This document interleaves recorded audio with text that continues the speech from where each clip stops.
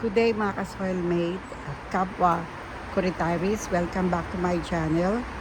It's Au Lucas again from Langley, BC. Yesterday, we celebrated our 21st year in Canada, particularly British Columbia. So, the first plan noon is to stay in Regina together with my friend. But my husband's cousin refused that we leave their place, and he told us he will provide all the assistance for us to navigate our journey in Canada.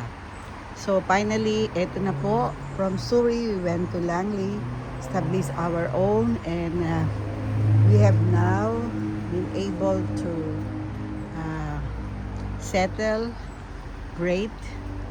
And I'd like to thank the Lord for all the provisions. So, ang mga bata, they have stable job, more or less stable job. Nag-i-enjoy sila sa job nila. Not much, not that high-paying job, but not low-paying job, but on the average, in the middle high.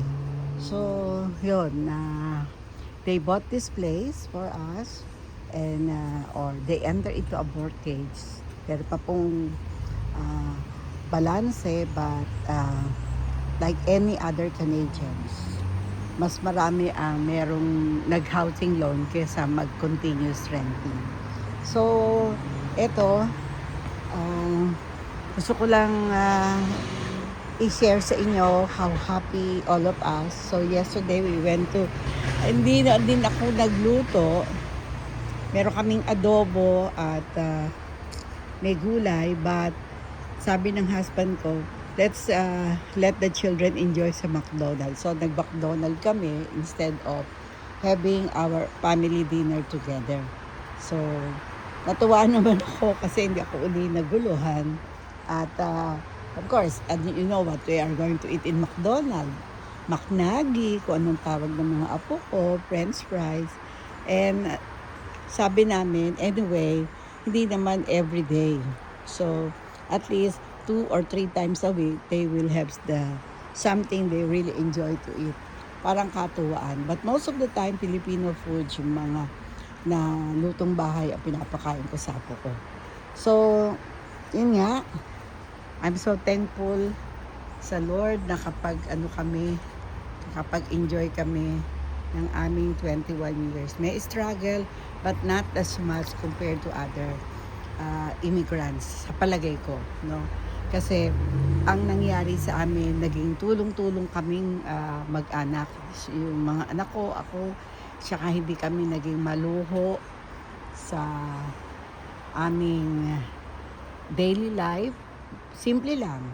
Meron din kaming play, hindi lang work and work. Instead of going abroad together with the whole family, merong anak ako nagpunta ng Japan, nagpunta ng Toronto, ibang provinces, pero sa kanila okay na yon. So whatever they decide for me, I have to respect, kasi ganun naman ang peaceful life. Respect the decision of each other. So yun nga, tuwa ako, ito yung pinili ng anak kong tiran namin, dahil meron kaming ginagawang mag-asawa everyday. So thank you Lord for all of this. Wala na po akong masabi sa biyayang ipinagkaloob niyo sa amin, sa aming pamilya. Ngayon, na-thank you rin sa mga apo ko na nagbibigay sa amin ng ligaya everyday. Kahit mahirap mag-alaga ng bata, you know, it's not easy to take care of children, pero the joy that they provide to us is so much that I could say, okay lang na may apo at okay lang na mag-alaga ng apo. So, this morning, I wake up, bumili ako ng pagkain gusto ko, yung magsusupport sa akin or healthy living. So, bumili ako ng guava at sabi na good daw yun for cholesterol, and yun nga, Ngayon, bibili naman ako ng something na maluluto ko in case gusto ko magluto. Kasi depende. Sabi ng anak ko, if you want to cook, cook. If not, don't do it. You are not forced to do it kasi hindi ka na getting younger.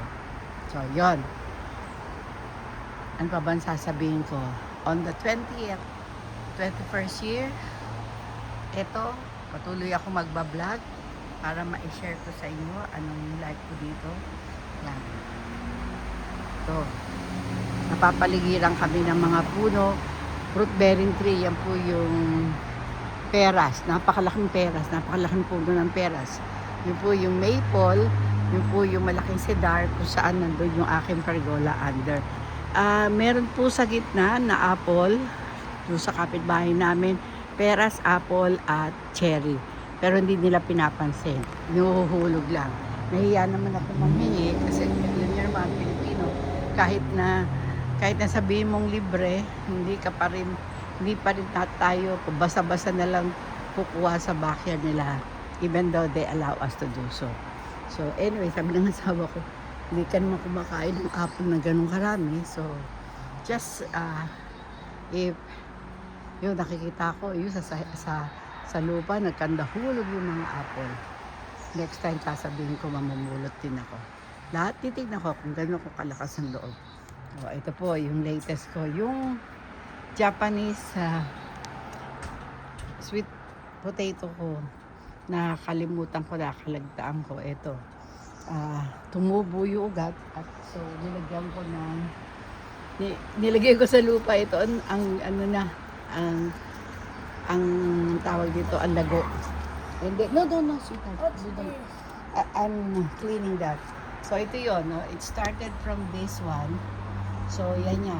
Kasi late yan. Tapos, nang-cutting seed ako ng mayana. Pero Mama, that, I'm going to spread it. no, it's okay, anak. Sabi yung apo ko, sipag-sipag, oh. Tingnan niyo itong apo ko, oh. Hindi ko naman inuutosan, pero ewan ko ba, napakasipag na bata. Ayan, naglilinis kami kasi nitong patio. Dahil, nung nag-repotting ako, nagkalat yung mga lupa. So, siya, ayan, tinutulungan niya ako. Yan po yung mga niripat ko. At ito naman po yung rosemary, mga cacti, different, ito yung mga ginawa ko lately together with my husband. Part ng aming July event ng mag-asawa. In preparation for my birthday, instead na handaan, pinag-enjoy niya kung ibili ng lahat ng gusto kong plan. Yan yung kanyang regalo sa akin. Besides yung matuto naman daw na ako magpiano. So that's all for now. Maraming salamat. Talagang happy Canada Day namin kahapon. 21 years in Canada, living peacefully and happily together with my family. Bye for now. I'll look us again Bye for from now. Lao Living. This is my grandson, Eli. What will you say to our viewers? Bye. Thank you. Thank you for watching our videos, and I love you. Thank you, Eli.